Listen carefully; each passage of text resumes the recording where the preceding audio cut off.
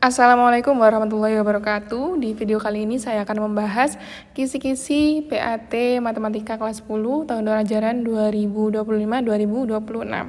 Langsung saja dari nomor 1. Ini ada soal pilihan ganda mengenai materi logaritma. Nah, untuk mengingat kembali di sini sudah ada sifat-sifat logaritma yang pernah saya ajarin. Ada beberapa sifat ini ya. Nah, yang akan kita pakai adalah sifat yang ketiga dan juga yang keempat. Ketika ada dua bentuk logaritma dengan basisnya sama, maka bisa disederhanakan menjadi bentuk perkalian. Sedangkan untuk bentuk logaritma dengan basis sama ketika dikurangi, dia akan menjadi pembagian. Nah, dari sini kita bisa lihat kalau tandanya positif maka akan menjadi perkalian, kalau tandanya negatif maka akan menjadi pembagian gitu ya. Sehingga kalau kita lihat di sini ada satu yang negatif, maka itu akan menjadi penyebutnya gitu ya. Kalau kita satukan menjadi log 25 dikali 8 dikali 30 dibagi 6. Nah, ini hasilnya adalah 6.000 dibagi 6, hasilnya adalah log 1.000. Log 1.000 itu cara mencarinya gimana? Nah, ini kan basisnya 10 ya sebenarnya. Kalau di logaritma basis 10 itu tidak ditulis. Jadi seperti di soal ini dia tidak ditulis. Memang aturan secara umum seperti itu. Sehingga kita perlu mencari 10 pangkat berapa yang hasilnya 1.000. Nah, hasilnya adalah 3. Atau lebih mudah kalau kita lihat jumlah nolnya saja ada berapa. Kalau 2 berarti hasilnya 2, kalau 3 berarti hasilnya 3. Kita lanjutkan ke soal nomor 2. Di sini ada soal tentang fungsi kuadrat, di mana kita perlu mencari tahu fungsi kuadrat, persamaan fungsi kuadrat yang mana yang melalui titik 0,5 dan memiliki titik balik atau titik puncak di 1,3. Nah, ini langsung saya berikan cara cepatnya ya. Nah, gimana caranya mencari persamaan yang melalui 0,5? Maka kita masukkan 0 ini ke masing-masing persamaan yang ada di pilihan jawaban. Kalau hasilnya 5, berarti persamaan tersebut melewati 0,5. Nah, kalau kita lihat di sini kita masukkan atau kita ganti X-nya menjadi 0, ini kan hasilnya 0, 0, hasilnya 5. Ini juga 0, 0, hasilnya 5. 0, 0, 5, 0, 0, 5, 0, 0, 5. Sehingga bisa kita simpulkan bahwa semua persamaan fungsi yang ada di pilihan jawaban sudah melalui titik 0,5. Maka kita perlu mencari yang mana yang titik puncak atau titik baliknya di 1,3. Nah, kita lihat di sini kalau dia titik puncaknya X-nya itu positif, maka cari persamaan yang depan sama tengahnya itu berlawanan. Artinya satunya positif, satunya negatif. Seperti yang A ini kan 2-nya positif, 4-nya negatif. Berarti ini kemungkinan punya titik puncak di situ. Berarti yang ini enggak ya, karena yang 2 positif, 4 positif ini enggak. Ini negatif, berarti ini tidak. Nah, ini negatif positif, kemungkinan iya, positif negatif, kemungkinan iya. Berarti kita punya 3 kemungkinan, yang A, D, atau yang E. Kita tinggal masukkan saja satunya ke dalam masing-masing A, D, dan E. Kalau hasilnya 3 berarti itulah jawabannya. Kita mulai dari yang A dulu. Y sama dengan X-nya kita ganti dengan 1 dikurangi 4 kali 1 ditambah 5. Ini hasilnya 2 kali 1 kuadrat, hasilnya 2 dikurangi 4 ditambah 5. Hasilnya adalah 3. Nah, kebetulan hasilnya sudah 3, maka jawabannya pasti adalah yang A. Kalau kalian masukkan juga ke D yang E, hasilnya pasti bukan 3. Kemudian kalau misalkan ternyata, gimana kalau misalkan ada 2 jawaban yang menghasilkan angka 3? Nah, cara berikutnya adalah kita coba masukkan A, B, C-nya ke dalam rumus ini. Puncak itu rumusnya adalah min B per 2A. B itu adalah, A itu yang ini A, ini B, ini C. Nah, misalkan ada opsi lain seperti ini, X kuadrat min 3x plus 5. Kalau kita cek dia akan melewati 0,5 juga, kita masukkan 0, hasilnya juga 5.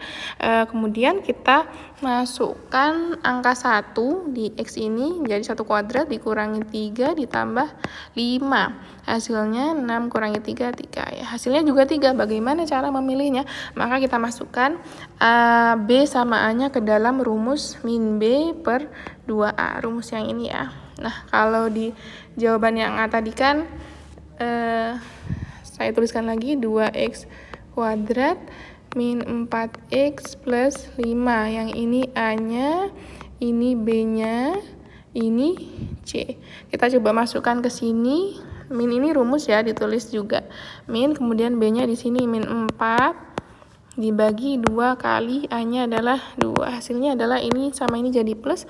4 bagi 4 hasilnya adalah 1. Benar sesuai dengan titik puncaknya. Kemudian kita coba yang pilihan yang ini. Yang saya kasih barusan, A-nya adalah 1.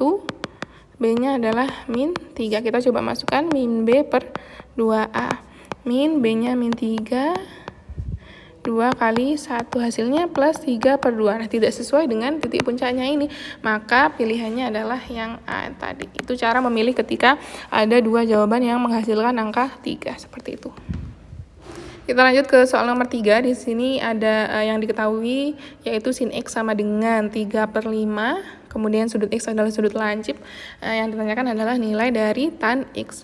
Ini sudah masuk materi trigonometri ya. Untuk mencari nilai dari tan, kita gambar dulu aja segitiga. Seperti ini, misalkan X-nya ada di sini. Ingat kalau sin itu adalah perbandingan depan dengan miring. Cos itu cosami. Sedangkan tan itu adalah desa. Sin demi cosami tan desa.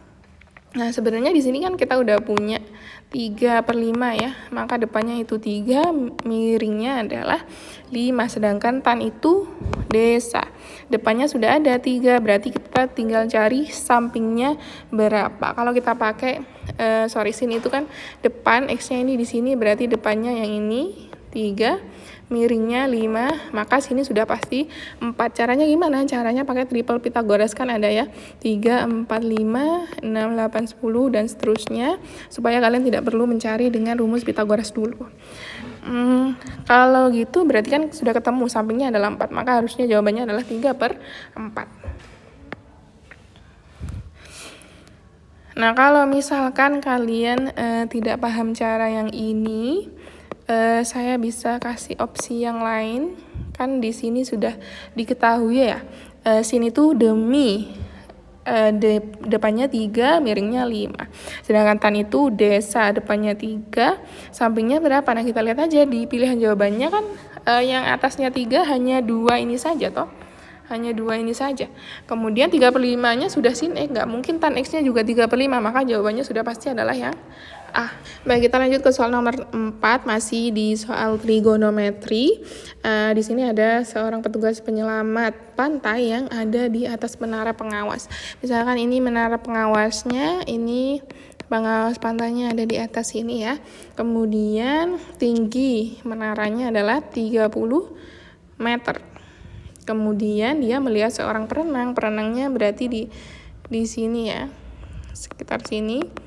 Kemudian dengan sudut depresi itu melihatnya ke bawah gitu ya. Sudut depresi itu di sini yaitu 30 derajat. Kemudian yang ditanya adalah jarak perenang ke kaki menara pengawas. Nah, kita bisa lihat di sini karena dia itu sudut depresinya 30, maka di sini juga sudah pasti adalah 30 derajat. Sehingga untuk mencari ini kan sudutnya ada di sini ya.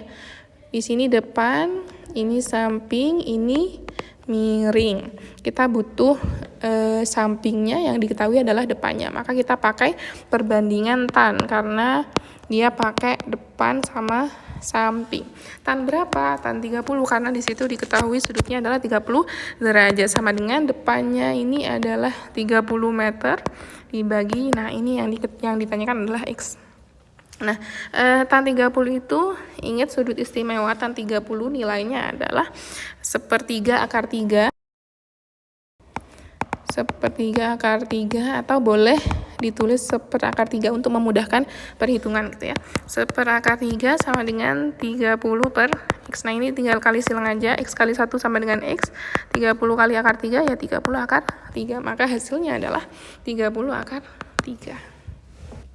Baik, kita lanjutkan ke soal nomor 5. Di sini ada bentuk dalam kurung kosek alfa ditambah kotan alfa dikalikan dengan kosek alfa dikurangi kotan alfa. Ekuivalen dengan berapa? Nah, di sini kita butuh materi identitas trigonometri ya.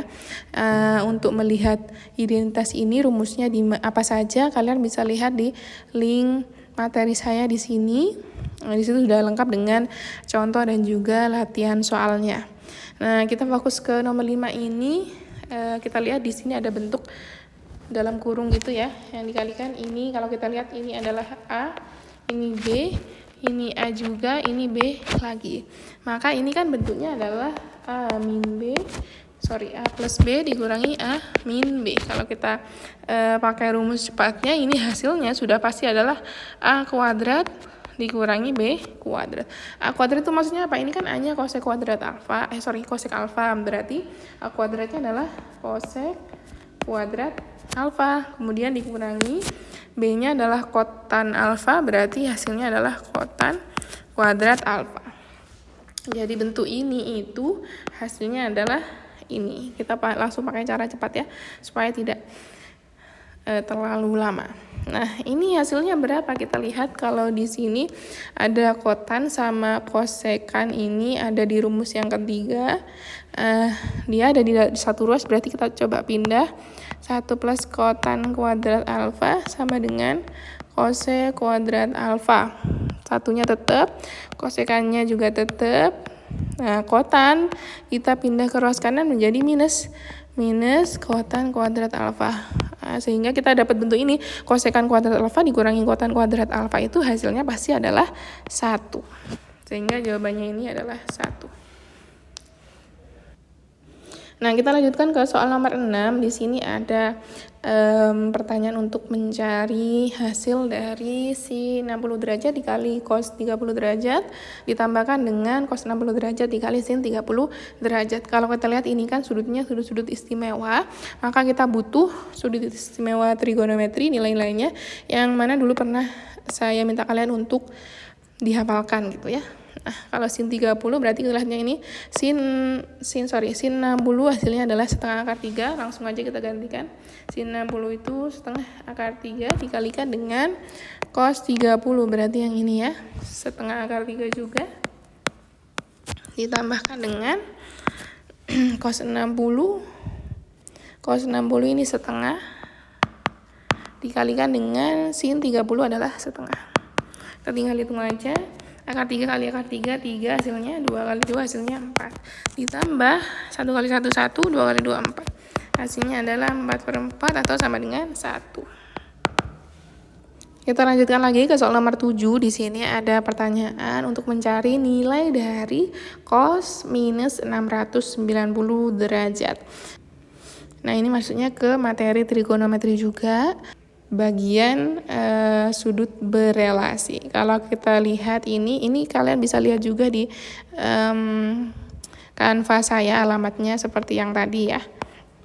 Kalau kita lihat di sini ada rumus sudut negatif sebelah kanan sendiri. Kita pakai rumus ini ya, cos min alfa sama dengan cos alfa. Cos minus 690 berarti pasti sama dengan cos 690. Nah, sedangkan satu putaran itu adalah 360 derajat. Nah, ini lebih dari 360 berarti gimana? Kita kurangi aja dulu, 690 dikurangi 360. Karena kan trigonometri itu hanya berputar-putar ya. Ketika lebih dari 360 pasti nilainya ya sama dengan putaran pertama gitu. Berarti cos 690 ini sama dengan cos 330. 330 dari 690 dikurangi 360. Nah, cos 330 nyarinya gimana? Kalau kita lihat di sini 330 kan adanya di kuadrat 4. Berarti kita pakai rumus yang ini. Cos 360 dikurangi berapa? Dikurangi berapa ya? Hasilnya 30. 360 berarti dikurangi 30 kan? Sehingga cos 330 ini sama dengan cos 30 derajat. Lanjut ke soal nomor 8. Di sini diketahui hasil dari sin X ditambah cos X adalah setengah. Sedangkan yang ditanya adalah nilai dari sin X dikali cos X. Nah, karena tidak ada informasi lain, maka kita bisa mengkuadratkan yang diketahui. Kita kuadratkan kedua ruas sehingga yang ini menjadi, saya jabarkan dulu.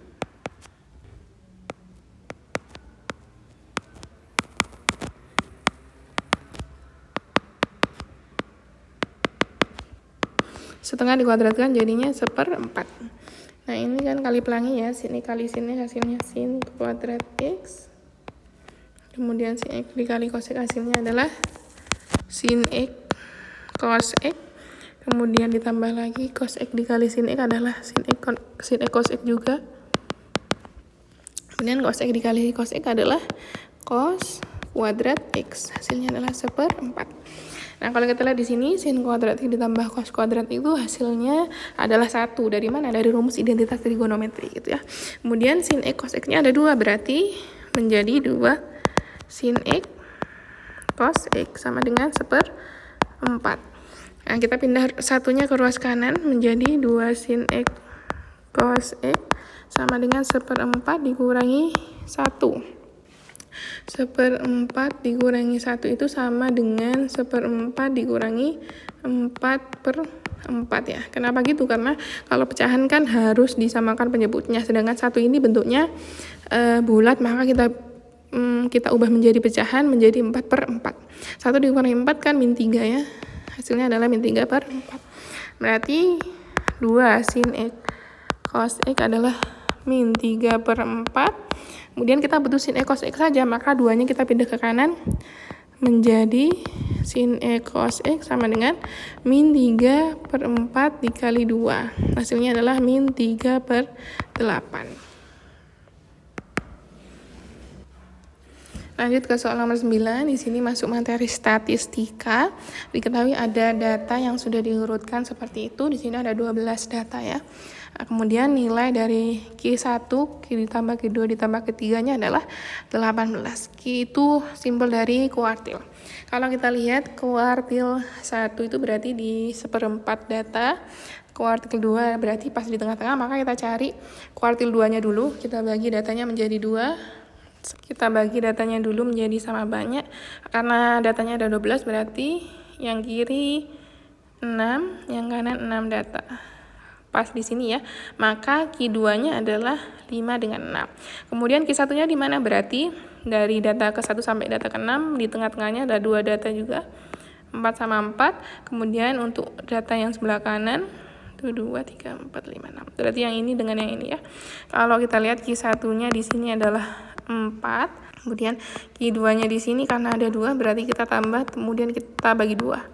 11 bagi 2 adalah 5,5. Kemudian Q3-nya gimana? Kan ada X-nya, berarti Q3-nya adalah X plus 9/2. Kemudian ketika dijumlahkan ketiganya, Q1 tambah Q2 ditambah Q3, hasilnya pasti adalah 18 sesuai yang diketahui di soal. Q1-nya 4 ditambah Q2-nya 5,5 ditambah Q3-nya X plus 9/2. Nah, ini dibiarkan dulu, jangan diapa-apakan dulu. Dengan 18. Kita pindah dulu aja yang ini ke ruas kanan. Ini hasilnya kan 5,5 ditambah 4 itu hasilnya 9,5 ya. Berarti X per 2-nya tetap 18 dikurangi 9,5. Hasilnya adalah 8,5. Kemudian 2 yang bawah ini kita pindah ke ruas kanan menjadi perkalian. X plus 9-nya tetap, 2-nya pindah menjadi kali gini ya. X plus 9 sama dengan 8,5 dikali 2 hasilnya adalah 17.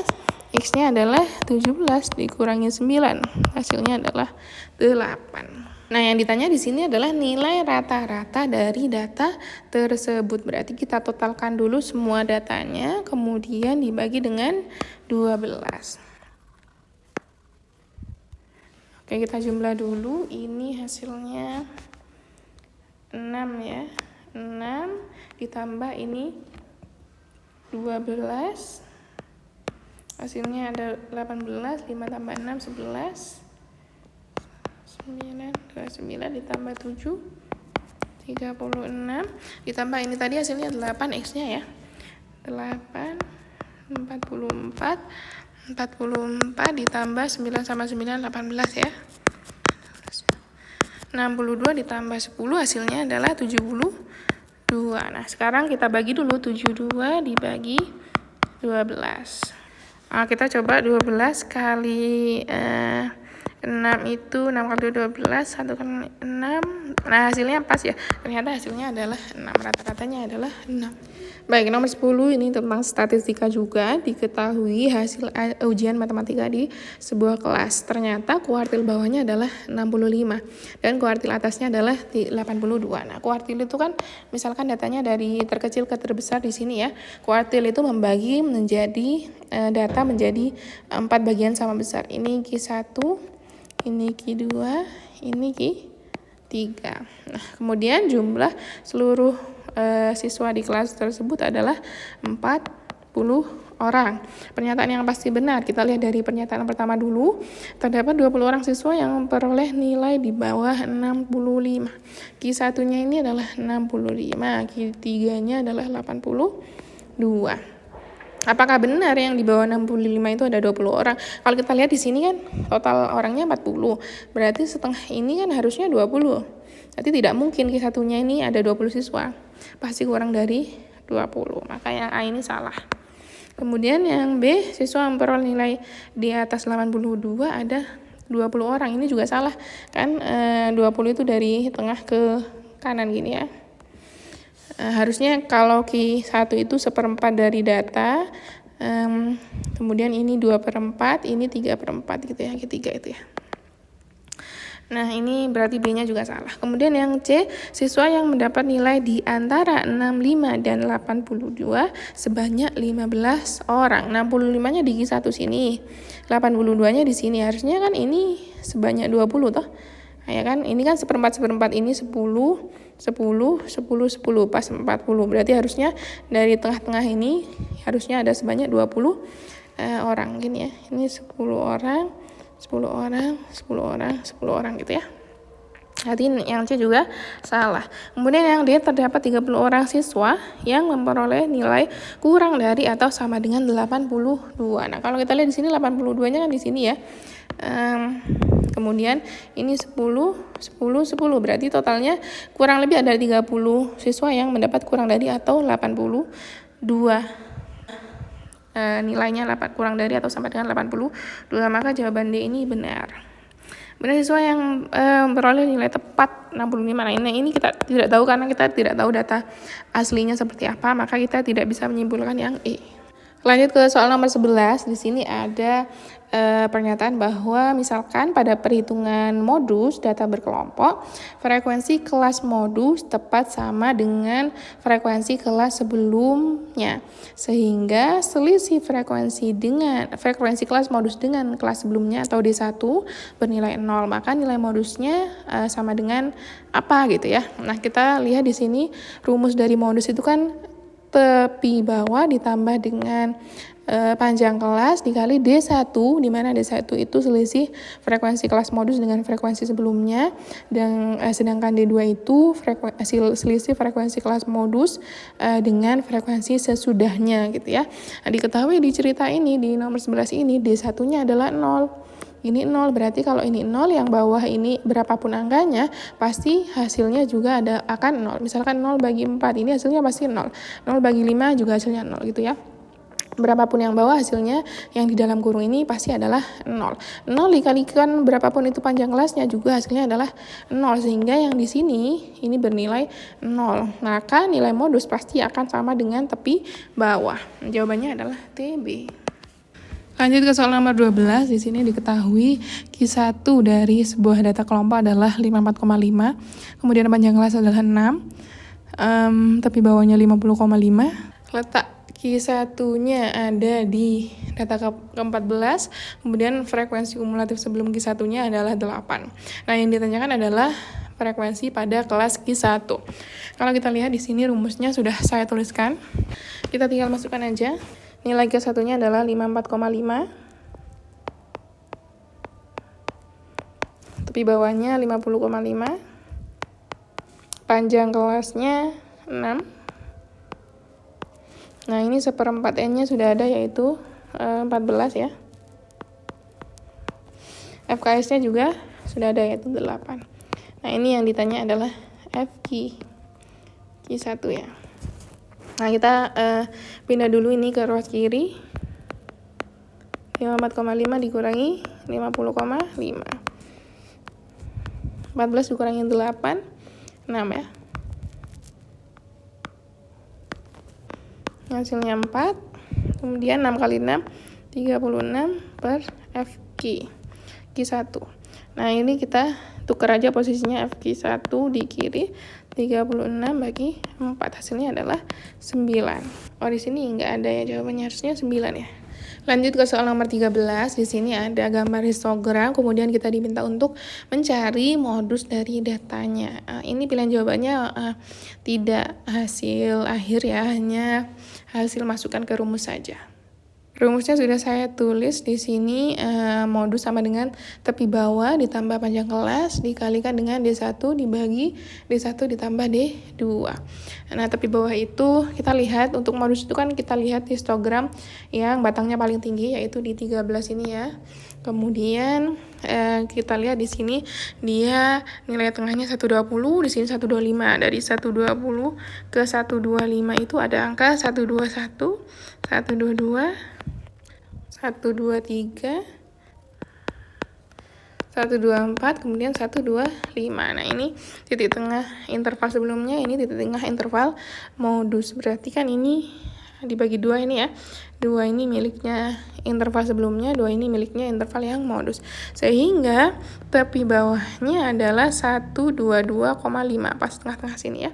Berarti TB-nya 122,5 ditambah panjang kelasnya adalah 5, harusnya 1, 2, 3, 4, 5 gitu ya.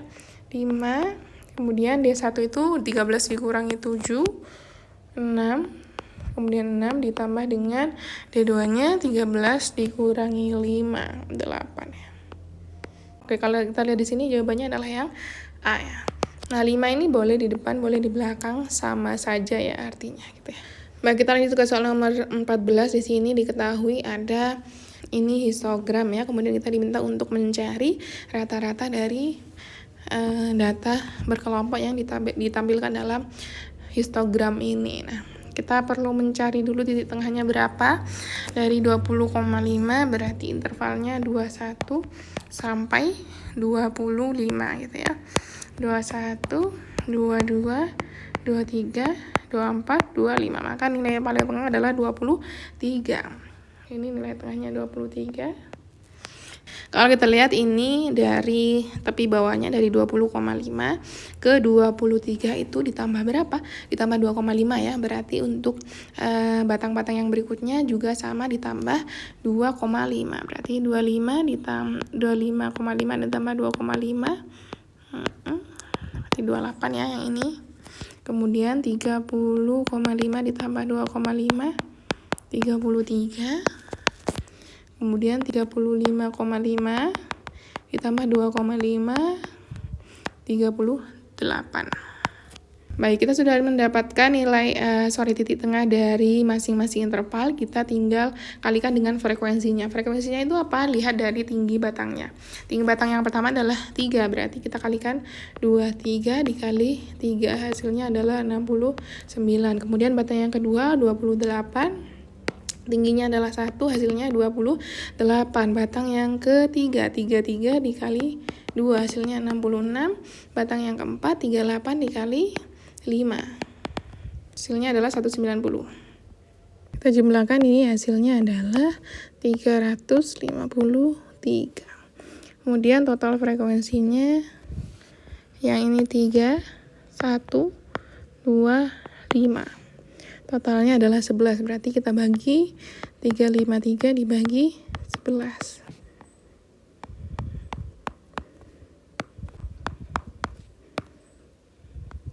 Ya kurang lebih 32, sekian gitu ya. Maka jawabannya adalah yang D. Lanjut ke soal nomor 15. Di sini ada sampel data tunggal. Datanya adalah 4, 5, 6, 7, 8. Ada 5 data ya. Yang dicari adalah nilai ragam atau varians dari data tersebut. Nah, di sini sudah saya tuliskan rumusnya yang S kuadrat ini ya. Yang S ini simpangan baku. Yang S kuadrat adalah ragam atau varians. Nah, pertama kita perlu cari dulu nilai rata-ratanya berapa. Kita jumlahkan 4 dibagi dengan banyaknya data 1, 2, 3, 4, 5 ya. Nah, ini 15. Ini juga 15, maka totalnya adalah 30. 30 bagi 5 sama dengan 6. Nah, ini adalah rata-rata dari data tersebut. Kemudian untuk mencari ragam atau variasnya, kita kurangin setiap data dengan rata-ratanya kemudian dikuadratkan.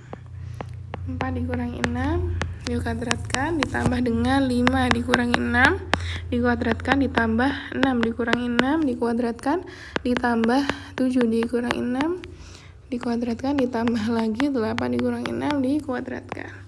Dibagi dengan banyaknya data. 4 dikurangi 6 2 ya. Ini min 1. Ini 0. Sorry. 2.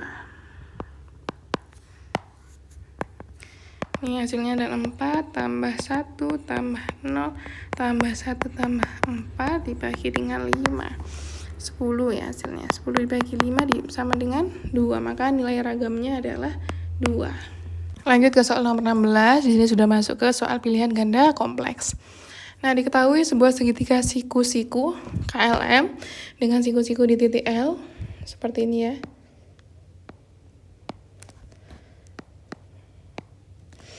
Kemudian panjang KL 24, LM-nya adalah 7. Nah, yang ditanya adalah diminta untuk memilih pernyataan yang benar sesuai dengan yang diketahui. Nah, ini lebih mudah kalian kalau misalkan menghafal triple Pythagoras.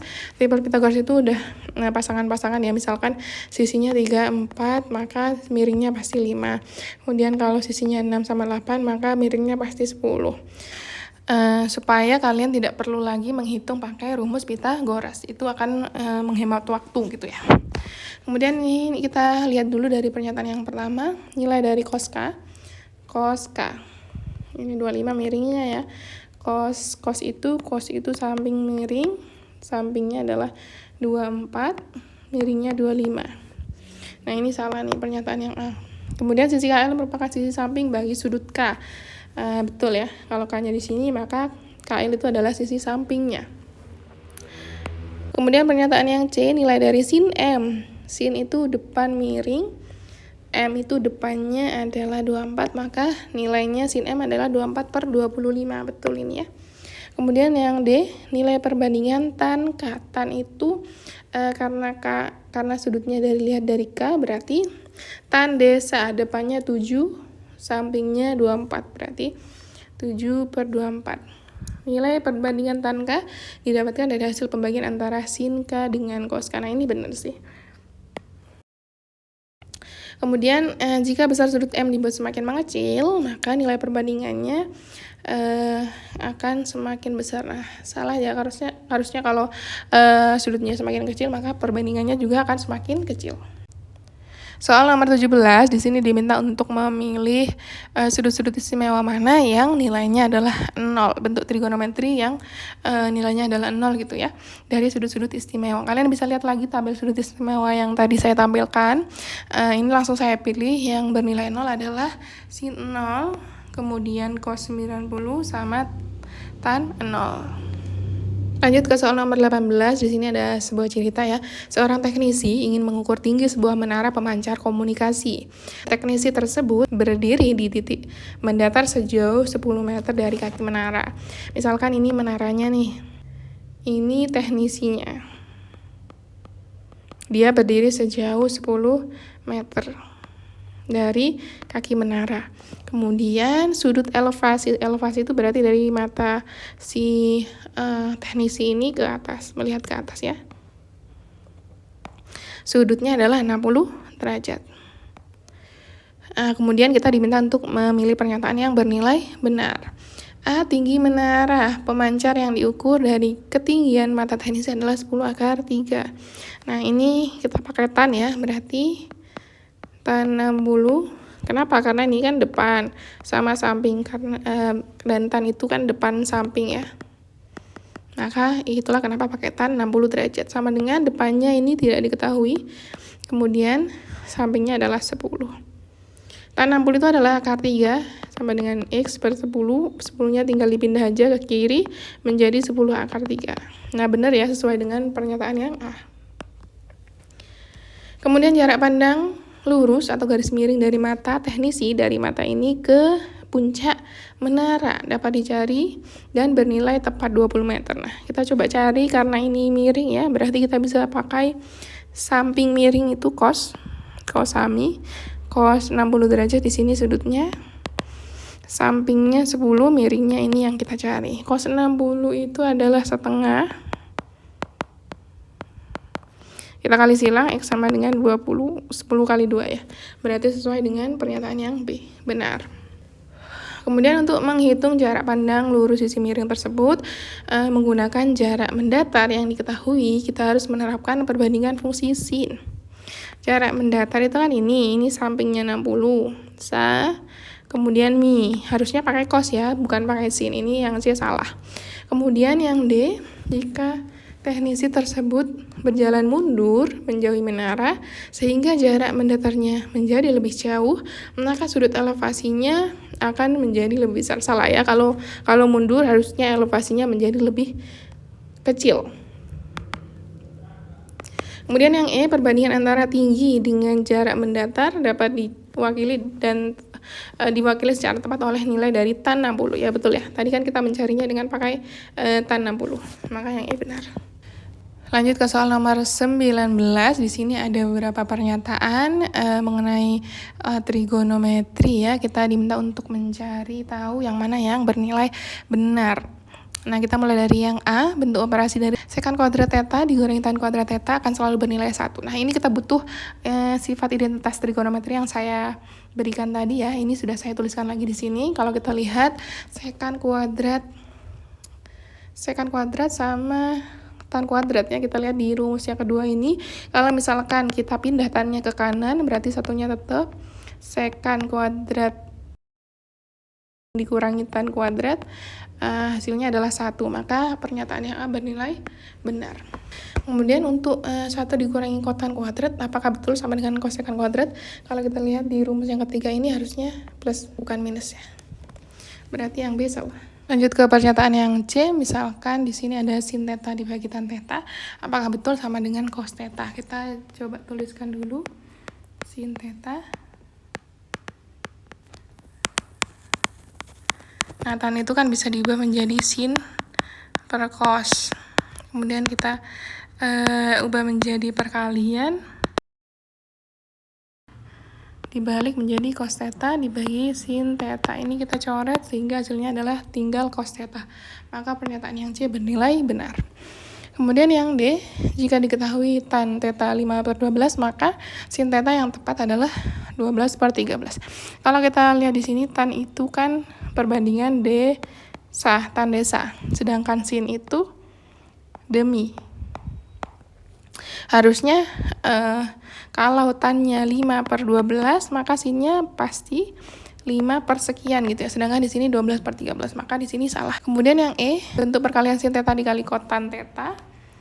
Sin dikali kotan dikalikan dengan sekan. Nah, kalau kita jabarkan di sini, kotan itu kan cos per sin ya. sedangkan sekan itu seperkos. Kita coret, hasilnya harusnya 1. Oke, betul. Lanjut soal nomor 20. Di sini kita menentukan pernyataan yang benar mengenai sudut berrelasi trigonometri. Mulai dari pernyataan yang A, cos 180 dikurangi alfa, apakah betul sama dengan min cos alfa? Kita lihat di sini sesuai dengan rumusnya ya, benar, maka kita centang. Kemudian yang B, nilai sin 120 apakah sama dengan sin 60? Kalau kita pakai rumus 120 itu kan kuadran 2, berarti 180 dikurangi berapa yang hasilnya 120, berarti kan sin 180 dikurangi 60 nih, maka hasilnya menjadi sin 60. Maka pernyataan yang B adalah bernilai benar. Pernyataan yang C, apakah betul sin 360 dikurangi alfa sama dengan min sin A? Sesuai dengan yang ini ya, berarti betul. Kemudian untuk semua sudut yang terletak di kuadran 3, fungsi tan alfa selalu negatif. Salah, di sini harusnya positif ya. Kemudian, jika cos alfa sama dengan cos beta, maka sudut alfa dan beta tidak mungkin berada di kuadran yang berbeda. Nah, mungkin saja karena bisa jadi walaupun di kuadran yang berbeda nilainya sama antara cos alfa dengan cos beta. Lanjut ke soal nomor 21. Berdasarkan aturan umum penyajian data kelompok dalam bentuk grafik histogram, mana 3 pernyataan berikut yang bernilai benar. Yang A, tepi atas kelas diperoleh dari batas atas ditambah 0,5 untuk ketelitian data bilangan bulat. Ini benar. Kemudian yang B, titik tengah kelas dihitung dengan rumus batas bawah dikurangi tepi bawah. Ini salah ya. Kalau batas bawah dikurangi tepi bawah ini bukan rumus apa-apa. Yang C, lebar batang dari setiap kelas pada grafik histogram mencerminkan panjang kelas. Ini betul. Yang D, berbeda dengan diagram batang biasa, batang-batang penyusun histogram harus saling berhimpit. Ini betul. Kemudian tinggi setiap batang secara langsung menunjukkan frekuensi kumulatif. Nah, ini salah. Harusnya frekuensi saja, bukan frekuensi kumulatif. Nah, untuk ini pernyataan ini, dari mana benar salahnya, kalian bisa lihat materi yang saya upload di s.id/matstat yang bagian penyajian data. Di situ udah lengkap penjelasannya. Lanjut soal nomor 22. Di sini ada grafik OGIF dari ujian siswa. Kemudian kita diminta untuk memilih pernyataan yang bernilai benar. Ingat ya, kalau OGIF itu berbeda dengan histogram. Kalau histogram itu frekuensi yang ditunjukkan adalah frekuensi biasa.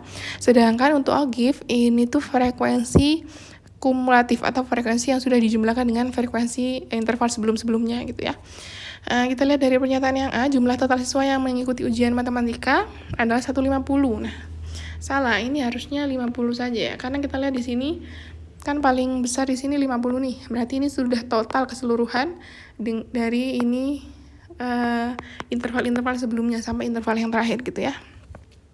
Kemudian yang B, banyaknya siswa yang memperoleh nilai kurang dari atau sama dengan 8,5 adalah 40. Kita lihat di sini 8,5 40 ya. Betul, kurang dari atau sama dengan 8,5, betul ya.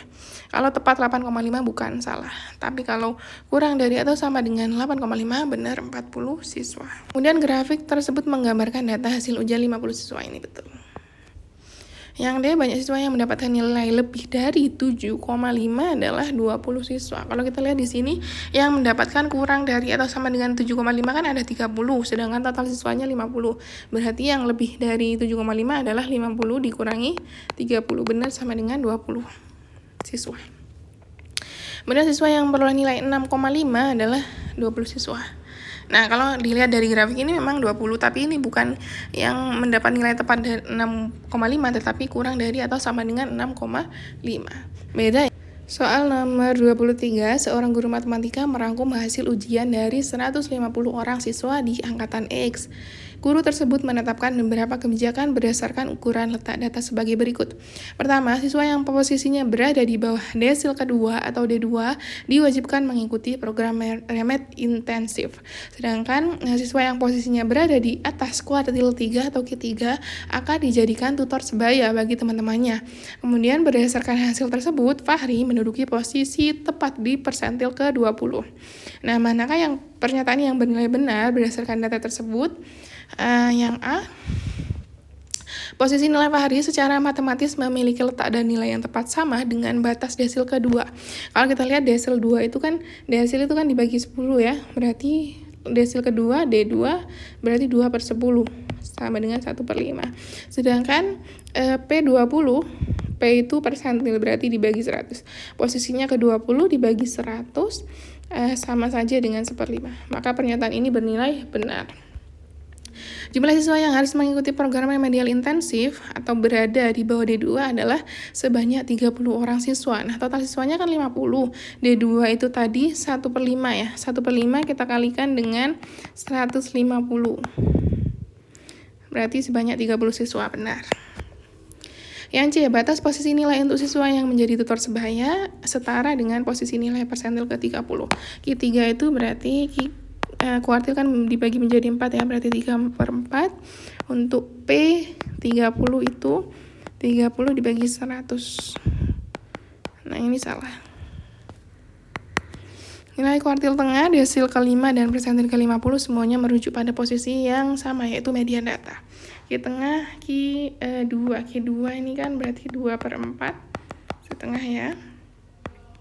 D5 berarti 5/10. Kemudian P50 juga setengah, maka ini benar. Kemudian siswa yang berhak menjadi tutor sebaya berjumlah sekitar 75%. Salah, harusnya 25%. Q itu membagi menjadi 4 sama besar, berarti ini 25%, ini 50%, ini 75%. Harusnya yang sisanya adalah 25%. Yang di atas Q3 itu adalah 25% data. Lanjut, soal nomor 24 diberikan sekelompok data tunggal seperti berikut, 1, 1, 4, 4, 7, 7, 10, 10. Seorang siswa mencoba menganalisis berbagai ukuran penyebaran data dari kelompok data tersebut. Pilih pernyataan di bawah ini yang bernilai benar. Dari yang pernyataan A dulu, nilai jangkauan itu selisih antara data terbesar dengan terkecil. Data terbesarnya 10 dikurangi 1, 9, berarti benar ya. Kemudian yang B, jika setiap data pada kelompok dikalikan dengan angka 2, maka nilai jangkauannya yang baru tidak akan berubah. Maka kita coba, kalau dikalikan 2 berarti 1 kali 2, 2 ya. 10 kali 2 adalah 20. Kemudian kita kurangi, 20 dikurangi 2 harusnya 18. Nah, ini salah. Kemudian lihat rata-rata dari data tersebut adalah 5,5. Kita jumlahkan dulu semua datanya. 1 tambah 1, 2, tambah 8, 10. Ditambah 20, 30, 30 tambah 14, 44. Ini rata-ratanya 44 kita bagi dengan banyaknya data. 1, 2, 3, 4, 5, 6, 7, 8. 44 dibagi 8. Berarti 5,5 ya, betul. Kemudian pernyataan yang D, nilai kuartil bawah adalah 2,5. Kuartil atas di 8,5 dan jangkauan antar kuartil adalah 6. Kita lihat ini, kita bagi jadi 2 dulu, datanya kan ada 8, kita bagi jadi 4. Kemudian Q1-nya berarti ini ya, Q3-nya adalah ini dengan ini. Kemudian Q1 itu kita hitung dulu, 1 tambah 4 dibagi 2, berarti 5 dibagi 2 adalah 2,5. Kemudian Q3-nya 7 tambah 10 dibagi 2. 17 dibagi 2 adalah 8,5. H atau jangkauan interkuartil adalah Q3 dikurangi Q1. 8,5 dikurangi 2,5. Hasilnya adalah 6, betul. Pernyataan yang E, nilai dari simpangan rata-rata dari data tersebut sudah diketahui. Jika simpangan rata-ratanya sudah diketahui, maka nilai variasi otomatis sama dengan simpangan data rata-rata tersebut. Salah. Harusnya variasi itu digunakan untuk mencari simpangan baku, tidak ada hubungannya dengan simpangan rata-rata ya. Lanjut ke soal nomor 25, diketahui 2 kelompok siswa, yaitu kelompok Garuda dan kelompok Elang. Masing-masing terdiri dari 20 orang dan mendapat rata-rata nilai proyek statistika yang sama, yaitu 82. Namun setelah dianalisis secara mendalam, diketahui bahwa kelompok Garuda memiliki nilai simpangan baku sebesar 1,2, sedangkan kelompok Elang memiliki nilai simpangan baku sebesar 9,5. Berdasarkan data persebaran tersebut, manakah kesimpulan-kesimpulan berikut yang bernilai benar untuk menggambarkan kondisi real dari kedua kelompok tersebut? Kita lihat dari pernyataan A, jika dalam kelompok Elang terdapat siswa yang mendapat nilai 98 dan siswa lain mendapat nilai 60, hal tersebut sangat wajar karena variasi nilai di kelompok tersebut sangat lebar. Kita lihat di kelompok Elang tadi simpangan bakunya 9,5 ya. Simpangan baku itu kan menunjukkan berapa besar data itu menyimpang dari rata-ratanya. Berarti kalau semakin besar maka nilai dari data tersebut banyak yang menyebar gitu ya. Maka pernyataan ini yang A ini bernilai benar. Kemudian yang B, nilai-nilai siswa di kelompok Garuda cenderung saling berdekatan dan menumpuk di sekitar angka 82. Nah benar ya, kalau dilihat dari simpangan bakunya kecil, semakin kecil berarti datanya itu menumpuk di sekitar rata-rata yaitu 82. Kemudian yang C, kelompok Garuda memiliki tingkat kesenjangan atau perbedaan kemampuan antar anggotanya yang jauh lebih ekstrim. Ini salah, ini kebalik. Harusnya yang Elang yang memiliki ketimpangan kemampuan atau perbedaan kemampuan karena dia simpangan bakunya besar. Kemudian yang D, kualitas penguasaan materi di kelompok Elang jauh lebih merata dan seragam. Oh salah, harusnya yang lebih seragam atau merata adalah di kelompok Garuda.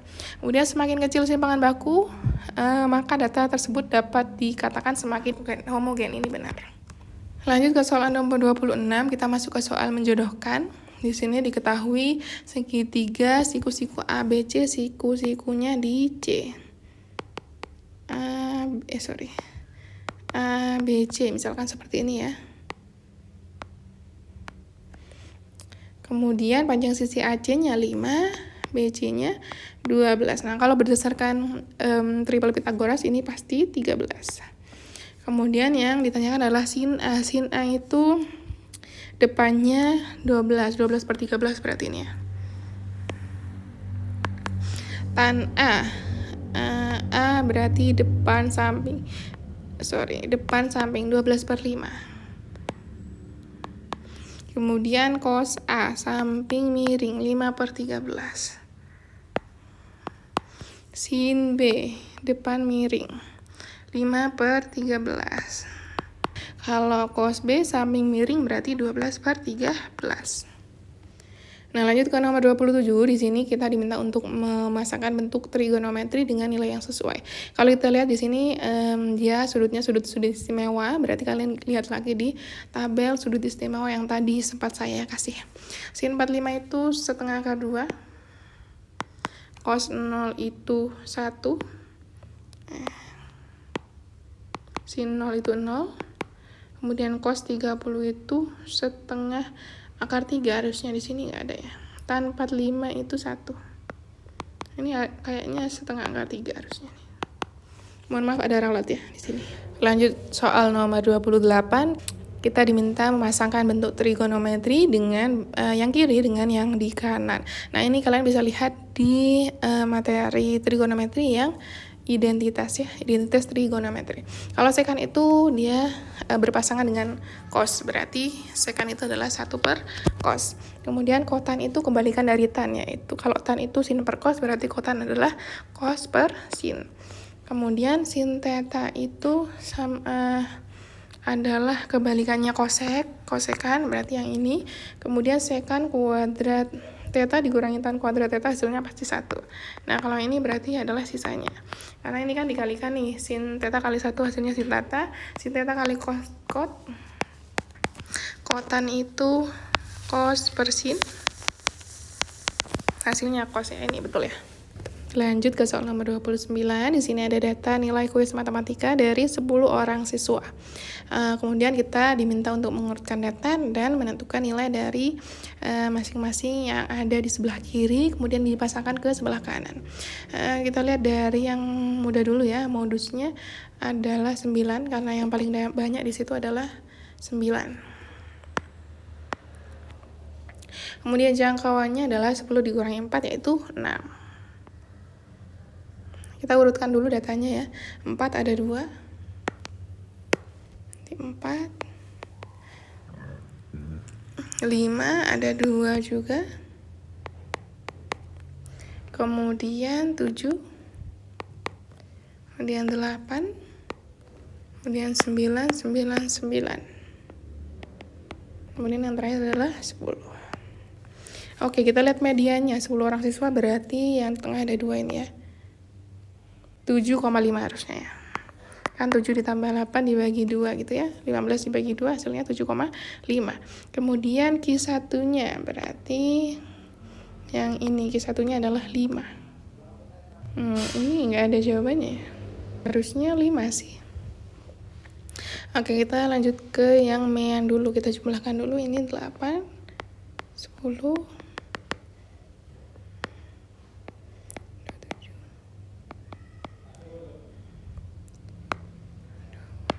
28 tambah 15, 27, 71 dibagi 10 orang siswa berarti 7,1. Harusnya 7,1 ini ya. Yang Q-nya satunya harusnya 5. Lanjut ke soal nomor 30 terakhir. Di sini ada histogram, kemudian kita diminta untuk memasangkan nilai yang sesuai. Yang pertama interval kelas yang menjadi letak nilai modus.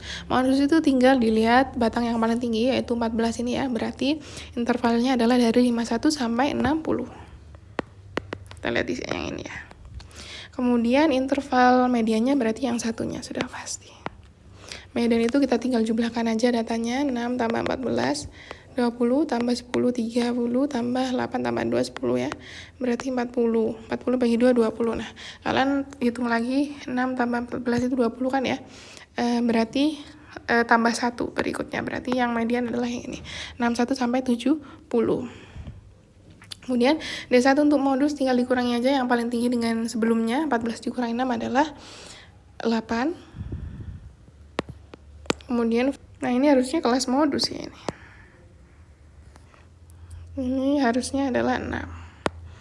Kemudian D2 untuk perhitungan median kan 14 dikurangi, D2 ini harusnya modus ya. D2 itu 14 dikurangi setelahnya, 14 kurangi 10 adalah 4. Nah ini ya, ada ralat ternyata yang di nomor 30 itu harusnya modus semua, bukan median. Oke, demikianlah pembahasan kisi-kisi yang bisa saya berikan. Mohon maaf jika banyak kesalahan. Nanti silahkan sambil dicek lagi, dihitung juga sendiri ya. Misalkan penjelasan saya kurang lengkap, maka kalian bisa mencari di YouTube atau melalui AI gitu. Semoga dilancarkan ujiannya, mendapat hasil yang terbaik. Kurang lebihnya mohon maaf. Saya Heru. Assalamualaikum warahmatullahi wabarakatuh.